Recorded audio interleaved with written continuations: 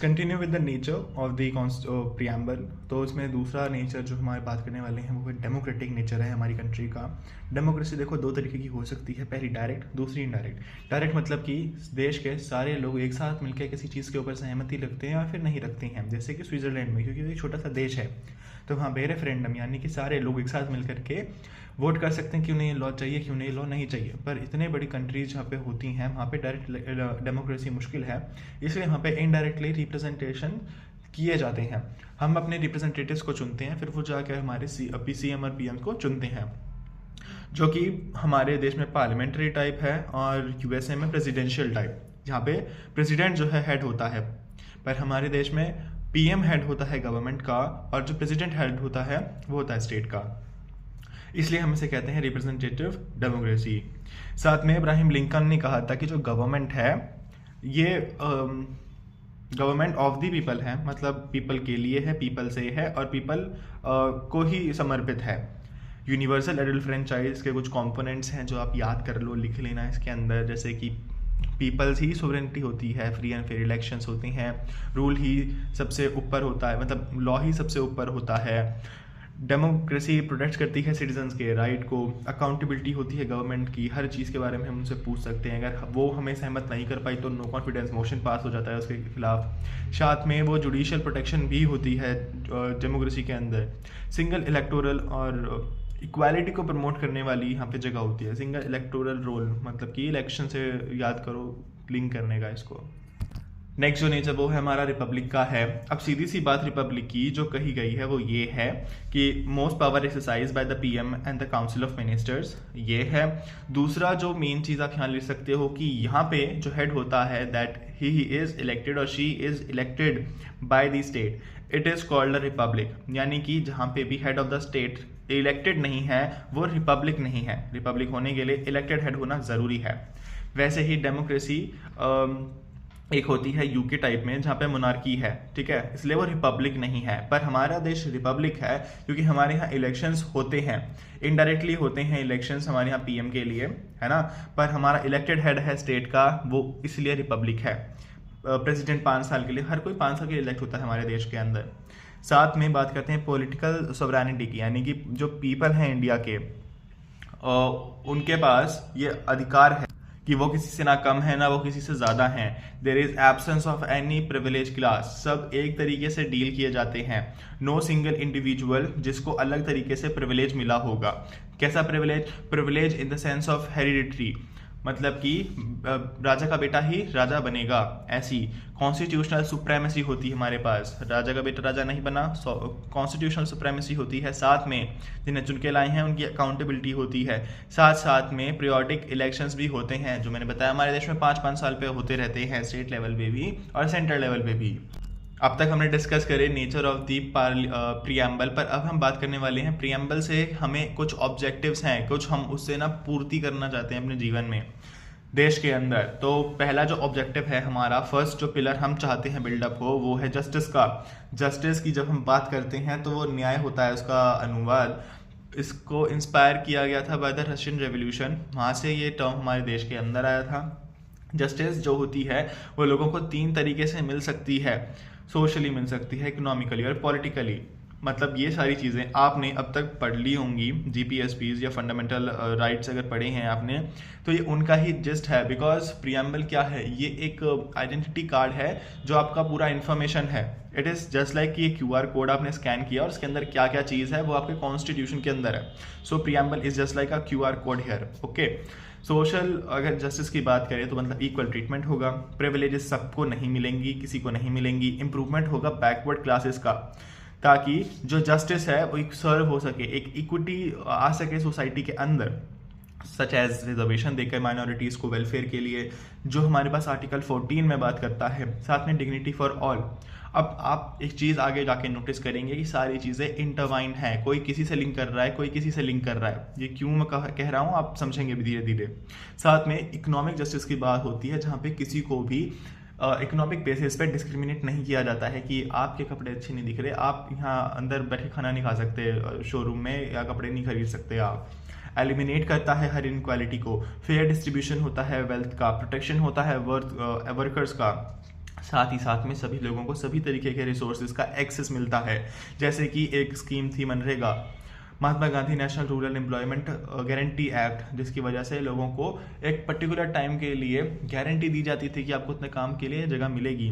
साथ में article 31A जो कि बात करता है फ्री लीगल एड की, वो क्या है, वो एक इकोनॉमिक एक्सपेक्ट ही तो है आपका। साथ में डीपीएसपी का नंबर 4 मतलब कि डीपीएसपी का आर्टिकल 41 भी पढ़ के जाइएगा, पब्लिक डिस्ट्रीब्यूशन सिस्टम इसके है। साथ में लास्ट जो जस्टिस है वो हमारा पॉलिटिकल जस्टिस की बात होती है, जो कि हमें बहुत हद तक मिल जाती है। कैसे मिल जाती है?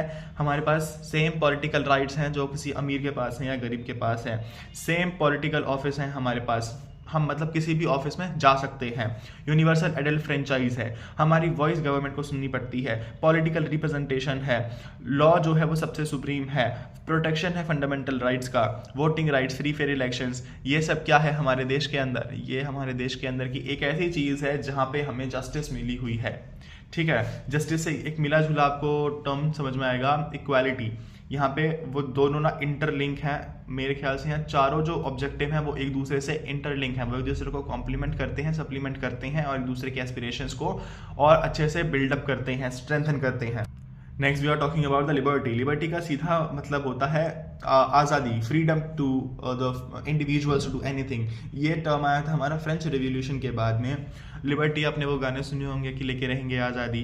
तो आज़ादी में वो चाहते क्या है? आज़ादी आज़ादी चाहते हैं थॉट्स की, थिंकिंग, ओपिनियन, आइडियाज़ की एक्सप्रेशन की, रिटर्न स्पीक करके, एक्सप्रेस करके या मीडिया के थ्रू।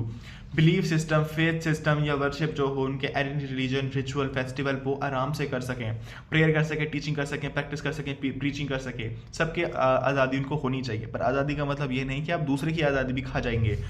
इसलिए ये एक लाइसेंस नहीं है कि जो आप चाहें वो कर सकें। ये एक रीजनेबल रिस्ट्रिक्शन भी सेट करता है, जो कि ये कहता है कि आपके सारे राइट जो है वो एब्सोल्यूट नहीं है। मतलब आप अपने राइट करो, एक्सरसाइज करो, पर आप दूसरे के हिंड्रेंस मत करो राइट्स के लिए। सबसे पहला कॉन्स्टिट्यूशनल गारंटी जो हमें ये देता है ऑब्वियसली आर्टिकल 19 से 21 के बीच में, इसको एक पॉजिटिव लिबर्टी भी कहा जाता है, बिकॉज यहाँ पे वेलफेयर प्रोग्राम हो रहा है, एजुकेशन, सोशल जस्टिस इनिशिएटिव का, साथ में आपको रीजनेबल रिस्ट्रिक्शंस भी दी जा रही हैं, विच मीन्स सामने वाले के लिए ये पॉजिटिव चीज़ है कि उसके ऊपर चीज़ें नहीं आने वाली घूम फिर के। रीजनेबल रिस्ट्रिक्शंस में आ जाता है किसी भी पब्लिक स्पेस को तोड़ना या फिर वहाँ पे जाके अपना रैली निकालना, आपको परमिशन लेनी पड़ती है उस चीज़ के लिए। भले ही आपका बोलने का अधिकार है पर आपको उसके लिए परमिशन लेनी पड़ेगी। अब इक्विटी की बात करते हैं, इक्वालिटी की बात करते हैं। इक्वालिटी मतलब कि सबको एक तरीके से सारे रिसोर्सेज का डिस्ट्रीब्यूशन होना, अबॉलिशन ऑफ अनटचेबिलिटी, ये भी मतलब डिस्क्रिमिनेशन ना होना कास्ट के बेस पे, रिलीजन, जेंडर, बर्थ के बेस पे। सबको लॉ की नज़रों में एक समान ही दिखाया जाता है, सबको इक्वल अपॉर्चुनिटी, फेयर ट्रीटमेंट मिलता है और साथ में प्रिविलेजेस नहीं होते किसी को स्पेशल वाले। So just like I mention कि सारी चीज़ें इंटरवीन है, just you have to figure it out कि ये चीज़ें यहाँ भी जा सकती हैं और ये चीज़ें वहाँ भी जा सकती हैं। इट इज़ जस्ट कि आप कैसे उसको मोल्ड करके लिखना चाहते हो। इक्वालिटी भी 3 बेसिस की आप डिवाइड कर सकते हो, civil equality, political equality and economic equality. ये जहाँ तक है ये लिंक करता है आपके पीछे जो हमने पढ़ा था जस्टिस वाले एक्सपेक्ट से। सबसे पहले हम सिविल की बात करें तो हमारे इक्वालिटी का राइट है, फ्रीडम ऑफ इक्वालिटी, मतलब इक्वालिटी वाला जो प्रोविजंस है हमारा आर्टिकल 14 राइट टू इक्वालिटी, उसमें एबॉलिशन होती है अनटचेबिलिटी, यानी कि अनटचेबिलिटी एबॉलिश होगी हमारी 17 में। साथ में टाइटल्स जो आपको मिले हैं वो भी एबॉलिश कर दी जाते हैं सिविल एस्पेक्ट पे, ताकि सारे लोग एक समान नजर आए दूर से देखने में। सोसाइटी में इतने फ्रेगमेंटेशन, इतने कास्टिज्म, इतने अलग अलग लोग नजर ना आए, सबको एक जैसी दृष्टिकोण से देखने के लिए। सेकंड हमारे पास पॉलिटिकल राइट्स है। यहाँ पे ये वाले पॉइंट्स मैंने यहाँ गलती से लिख दिए हैं। पॉलिटिकल इन द सेंस कि आपको राइट टू वोट है, कॉन्टेस्ट इलेक्शन आप कर सकते हो, ये सभी इंसानों के लिए है, भले ही आप पढ़े लिखे हो या पढ़े लिखे हुए नहीं हो, आप फिर भी कर सकते हो इलेक्शंस में कॉन्टेस्ट या वोट कर सकते हो। ये क्या, ये पॉलिटिकल इक्वालिटी है आपकी, irrespective of any discrimination here. Then we have economic equality. अब क्योंकि कुछ लोग के पास वेल्थ होती है, कुछ लोग के पास नहीं होती है, तो लोग ना अपने केस नहीं लड़ पाते हैं, जिसके लिए क्या किया, 39A का प्रोविजन लाया गया था। 39A मतलब कि आपने पढ़ा होगा डीपीएसपी में, जिसका मतलब था कि आपको फ्री लीगल एड मिलेगा। सो यहाँ पे वो आना चाहिए। ये 2 पॉइंट्स यहाँ पे जाएंगे। लास्ट जो एस्पिरेशन हमारा होता है, ऑब्जेक्टिव हमारा होता है, वो होता है फ्रेटर्निटी का, यानी कि सबके बीच में भाईचारे जैसी वार्तालाप हो, रहने का सहन हो, क्योंकि इसका लिटरल मीनिंग जो निकालते हैं फ्रेटर्निटी का वो आता है ब्रदरहुड।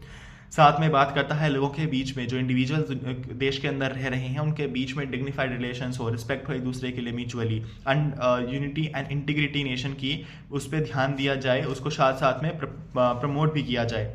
जो इक्वालिटी और लिबर्टी, अभी हमने 2 ऑब्जेक्टिव पढ़े, उसके लिए कॉम्प्लीमेंट्री है, जस्ट लाइक आई मैंशनड अभी, और वैसे ही ये सोशल हार्मनी को प्रिजर्व करने के लिए, उसको इन्हांस करने के लिए भी काम करते हैं। साथ में इक्वालिटी, ब्रदरहुड को ही हम कहते हैं कि रिस्पेक्ट है डाइवर्सिटी की, यानी कि अगर आप सबको समान रूप से देख रहे हो, साथ में उनको अपना भाई मान रहे हो, मतलब वो किसी भी कास्ट का है, उसको इक्वालिटी ने से देखा आपने, उसको अपना भाई माना आपने, इससे क्या हो रहा है, इससे इनइक्वालिटी नीचे जा रही है और एक दूसरे के लिए रिस्पेक्ट ऊपर जा रही है। इस वाले में आप सारी चीज़ें घुमा घुमा के लिख देना कि उससे ये लिंक है, उससे ये लिंक है, चारों ऑब्जेक्टिव्स को लिंक करके आप फ्रेटर्निटी से लिख सकते हो कि इससे क्या होगा, इससे प्रमोट हार्मनी होगी, स्पिरिट ऑफ कॉमन ब्रदरहुड होगा, अबॉलिशन ऑफ अनटचेबिलिटी होगी। साथ साथ में आपने जो फंडामेंटल ड्यूटीज़ हैं हमारी 51A में, ठीक है, जो कि 42nd अमेंडमेंट के थ्रू इंसर्ट किया गया था, उसके अंदर भी ब्रदरहुड प्रमोट करने के लिए बात करी गई है। ये हमारी ड्यूटी है कि हमें करना चाहिए, मतलब ये एस्पिरेशन हमारे ऊपर है। साथ में केस लॉ है यहाँ पे, अगर आप याद करना तो कर सकते हो।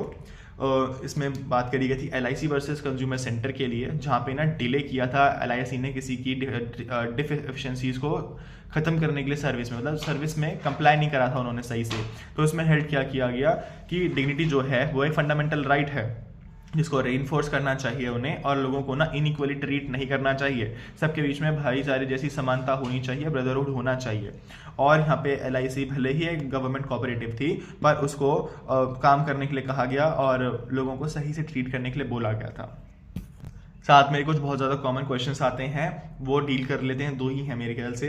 प्रीएम्बल जो है कॉन्स्टिट्यूशन की कि पार्ट माना जाता है उसको, या फिर वो एक ऐसा कवर पेज है कि उसको फाड़ के फेंक भी दें तो कोई फर्क नहीं पड़ता है। तो इसके लिए हम केस लॉ डिसाइड करते हैं। पहला था री-बेरू-बेरी यूनियन, ये वाला इंपॉर्टेंट है इस एस्पेक्ट से, प्रीएम्बल वाले एस्पेक्ट से, सो उसको याद कर लेना। क्यों इंपॉर्टेंट है? क्योंकि ये बात चल रही है वेस्ट बंगाल के एक जगह को, मतलब बेरू-बेरी जो है जगह का नाम था, इसको ना पाकिस्तान को ट्रांसफर करने वाले थे उस टाइम पे, तो उसके लिए अमेंडमेंट लानी थी।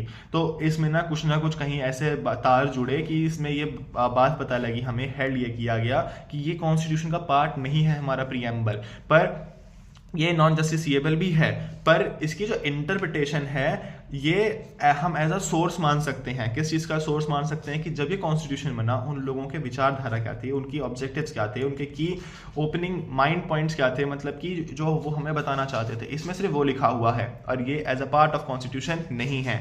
पर इस चीज़ को अब हेल्ड कर दिया गया किसमें? The most famous case of Kesavananda Bharati case 1973, जहाँ पे बोला गया कि प्रीएम्बल जो है पार्ट है कॉन्स्टिट्यूशन का। साथ में जो अभी हमने देखा था LIC वाला, वो यहाँ पे दोबारा आता है और बताया जाता है कि प्रीएम्बल जो है ये एक गाइडिंग प्रिंसिपल है, part of basic structure policy है, यानी कि ये बेसिक स्ट्रक्चर है। अब बेसिक स्ट्रक्चर की बात आती है तो एक क्वेश्चन दिमाग में आता है कि क्या इसको अमेंड किया जा सकता था, क्या इसको अमेंडमेंट नहीं किया जा सकता था? ये भी डिसाइड करता है हमारा, ये वाला क्वेश्चन का आंसर भी हमें मिल जाता है अपने केशवानंदा भारती में। जहां कोई आंसर ना मिले वहां केशवानंदा भारती जी आंसर दे देते हैं। इसमें बोला जाता है पार्लियामेंट प्रीएम्बल जो है पार्ट ऑफ कॉन्स्टिट्यूशन तो है ही है, साथ में इट कैन बी अमेंडेड। पर क्या चीज ध्यान में रखनी है? ध्यान में ये रखना है कि इसका बेसिक फीचर जो है प्रीएम्बल का, ना उसे डिस्ट्रॉय किया जाए ना उसको अल्टर किया जाए। ठीक है, ऐसा एक ही बार हुआ है हमारे इतिहास के अंदर कि उसको अमेंडमेंट दिया हो 368 के अंदर, जो कि ऑब्वियसली नेहरू मतलब कि इंदिरा गांधी नेहरू ने किया था 42nd अमेंडमेंट में। और उसने क्या किया था? उसने ना प्रीएम्बल के अंदर 2 शब्द इंसर्ट करे थे जो हमने लेक्चर के स्टार्टिंग में समझे थे, सेकुलर, सोशलिस्ट और इंटीग्रिटी का। इसने वॉलेट नहीं किया बेसिक स्ट्रक्चर को, इसलिए इसे अब तक स्ट्रक डाउन नहीं किया, बल्कि इसने स्ट्रेंथन किया हमारी कॉन्स्टिट्यूशन को, डेमोक्रेसी को, साथ में कॉन्स्टिट्यूशनल वैल्यूज़ को और देश की वैल्यूज़ को। सो इसको एज अ वॉल्यूशन नहीं माना जाता बेसिक स्ट्रक्चर का, बट एक ठीक एस्पेक्ट ही माना जाता है। Thanks for watching. अगले वीडियो में हम प्रोबेबली स्टार्ट कर देंगे अपना फंडामेंटल राइट्स।